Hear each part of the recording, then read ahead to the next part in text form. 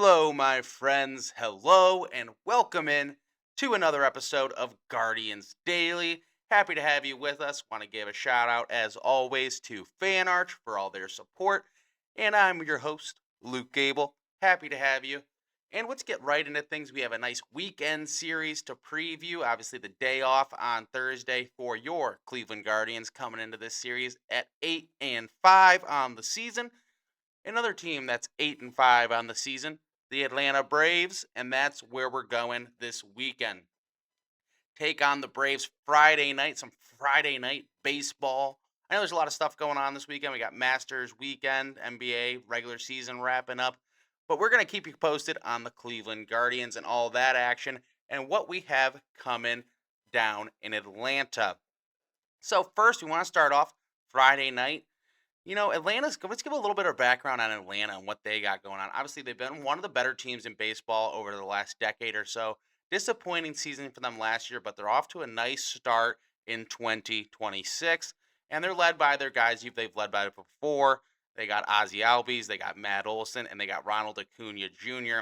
really leading that lineup. And then the Chris Sale leading that rotation. We'll see him Sunday night. But when we look at this Atlanta team, it's a team with a lot of good bats, and the offense has been one of the best in baseball this season. So it's going to be an interesting matchup for our Guardians pitching staff, which has been the best in baseball so far. And Friday night, you want to jump right into it. We got Slade Ciccone on the mound. This is a guy I've been high on for a while now. Big Slade fan.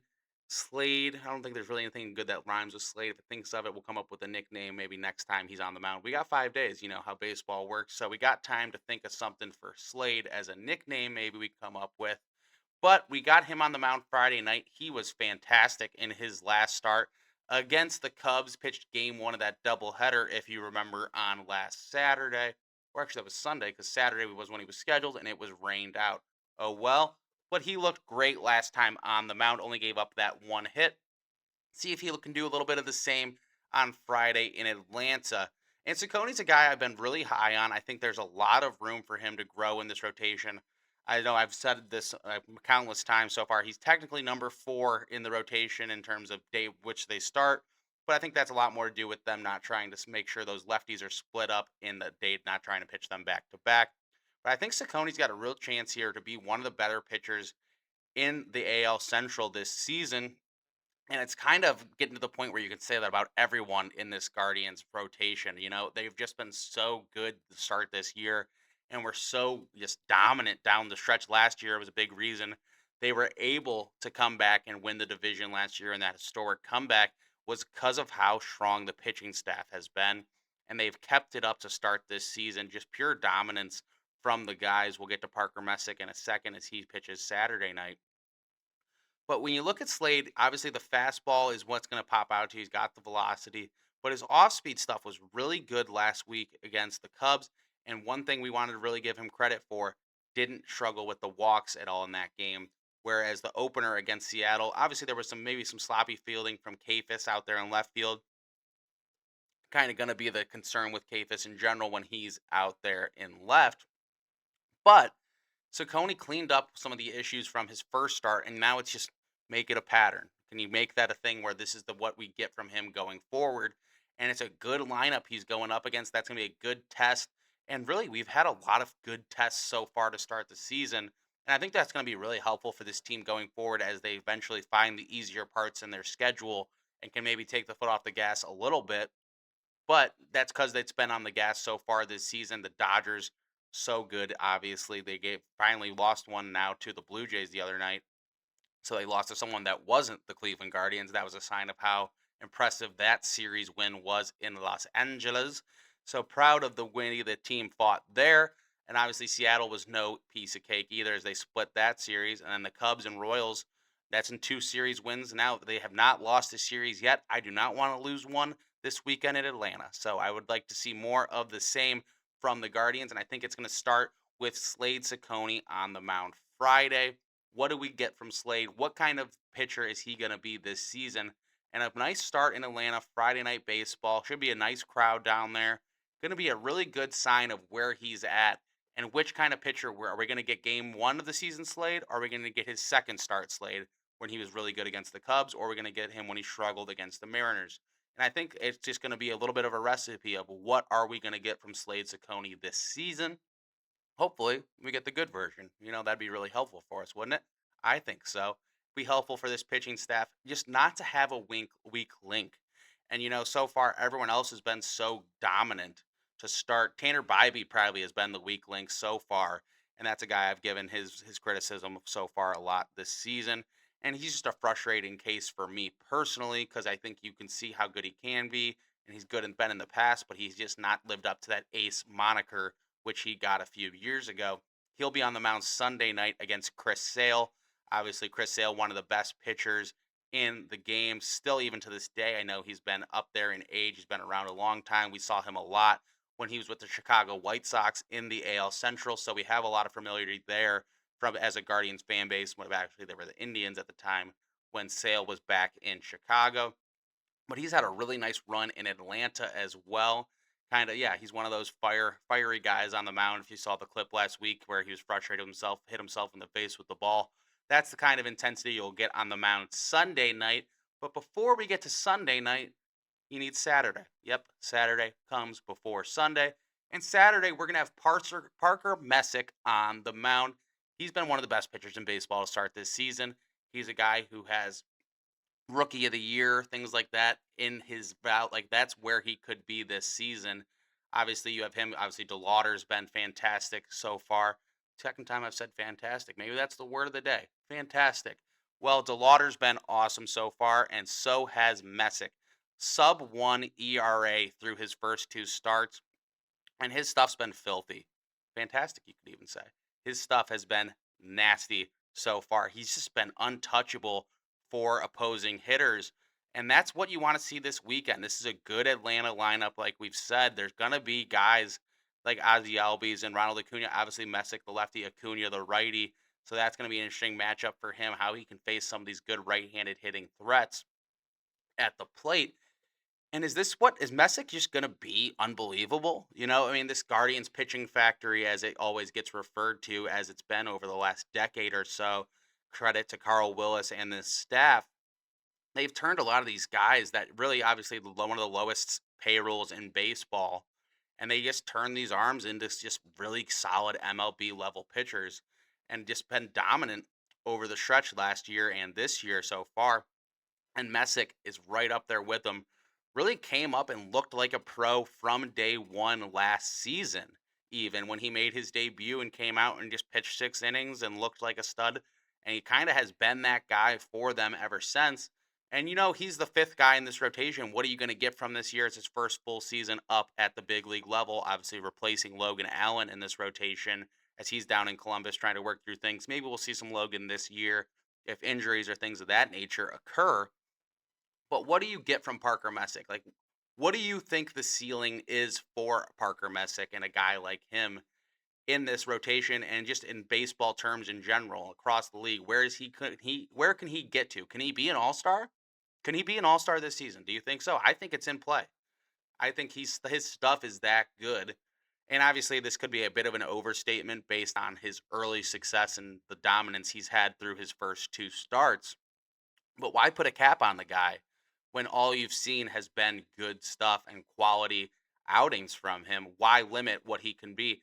So I think he's a guy that that he can be the guy who actually makes that jump from, just like we've talked about with Gavin Williams. Like Gavin Williams, I think should be an all-star for sure this year. If that's where his expectations of himself and as a fan base, that's where it should be for Gavin. He could be even in that Cy Young race. Whereas Messick, his leap can be maybe making an all-star or being in that level and that echelon of pitcher. And if he is, I mean, this sky's the limit for this team in general. If your fifth starter's at a borderline all-star level as a rookie and just becoming another dominant pitcher, we gave Joey Cantillo his flowers on the last episode. He was dominant against Kansas City, and like everyone's been pitching well in this staff.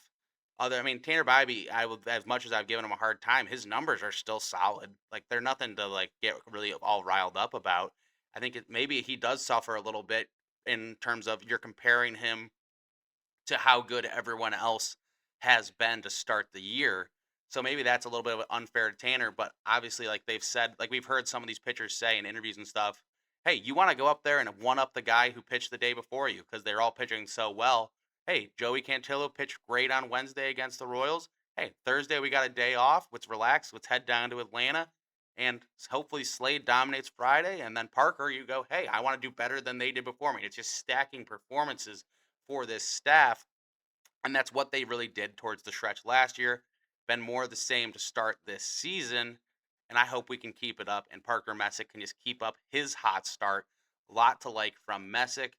And then let's look at the offensive side of the plate. We haven't really gotten into it yet because the pitching's been so dominant.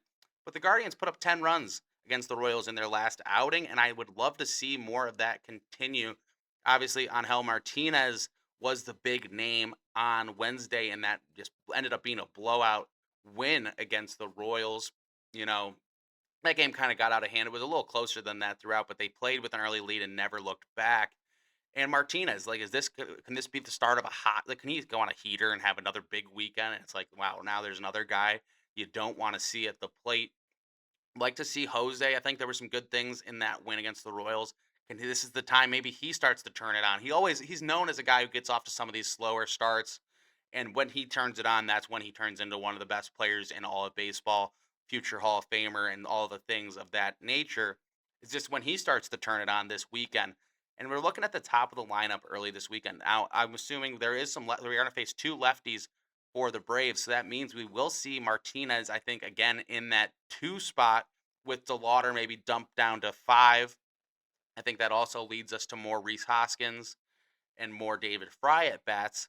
And Kyle Manzardo, obviously, that's been a lot of discussion about him and his role. Obviously, he's been, hey, Matt Underwood likes that stat of him being the unluckiest hitter in baseball. Well, let's see if he can turn his luck around this weekend in Atlanta. And hey, maybe he hits one out of the ballpark. Let's see if we can get a Kyle Manzardo homer this weekend. We got 3 games to do it. We'll hear back from me on Monday. So we got 3 games for him to hit one out of the park this weekend. That's my pick. A Kyle Manzardo home run coming this weekend. And then, like we said, we'll keep an eye at the top of the lineup. And now with Juan Brito having his first full weekend, this is going to be him. Now that we know the severity of the Arias injury, Brito can get comfortable. This is going to be a bit of an extended stay and a real showcase for him. Not like a 10-day and you're gone right back down and you really got to press. So he can play with some comfort and some ease. And he's going to be out there at second base a lot this weekend. Maybe we'll see some Schneeman there as well, because I'm sure they don't need to play Brito every game. But I think they like what they've seen so far, so why not keep him out there? He's young, he's athletic, he's ready to go, and that excitement's still there. So we'll keep an eye on that. And then again, Kyle Manzardo, home run this weekend. That's where I'm putting my, let's not say put my money because maybe the money's not the big thing right now. Let's put it on Manzardo this weekend. Get him going, get his season started. I think one out of the ballpark, he hits them in bunches. We saw it last year. When he hit one, he might hit three in a week. He might hit four. That's when he has those big explosions. I'd love to see it get started this weekend in Atlanta. Hey, and let's go win another series. 2 out of 3. Let's just keep taking 2 out of 3, 2 out of 3, 2 out of 3. That's going to lead to a pretty darn good record and a nice, fun summer in downtown Cleveland at Progressive Field. Well, hopefully, and we'll be back next week at Progressive next weekend. I think the Orioles come to town. Yeah, Orioles in town next weekend. So, hey, until then, we'll have all the updates and things to talk about. We'll keep you covered here on Guardians Daily. Appreciate you tuning in as always. Always a pleasure. Like and subscribe. Hey, I never say that at the end, but if you want to do it, do it. It doesn't bother me. I actually would appreciate it. But for Guardians Daily and Fan Arch, I'm Luke Gable. Appreciate you. Hey, let's go win a series this weekend and go Guardians as always.